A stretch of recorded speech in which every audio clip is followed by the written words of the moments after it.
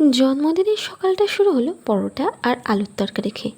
এরপর খেয়েছিলাম আনারস, আর আনারসটা খেতে আমার তো জাস্ট দারুণ লাগে। তারপর দুপুরের লাঞ্চে ছিল গরম ভাত, লাল শাক, বরবটি ভাজা, ভেন্ডি ভাজা, লম্বা লম্বা করে বেগুন ভাজা, পটল ভাজা, আলু ভাজা, মাছ ভাজা, ভেজ ডাল, পটল চিংড়ি, কাতলা মাছের কালিয়া, খাসির মাংস কষা, স্যালাড, আনারসের চাটনি, পাঁপড়, পায়েস, 5 রকমের মিষ্টি, চকলেট, মিষ্টি দই আর আনারসের লস্যি। বাপ্পা, কত কি! জানো তো, প্রতিটা রান্নাই সেই ভোরবেলা থেকে উঠে মা করেছে, আর মায়ের রান্না মানেই তো আমার কাছে অমৃত। এরপর সন্ধ্যে ছিল কেক কাটিং।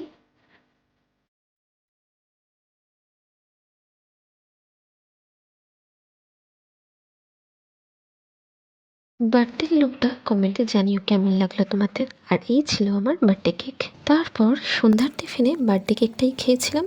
এরপর রাতের ডিনারে ছিল ভাত, মাছের ঝোল, মাটন কষা আর স্যালাড।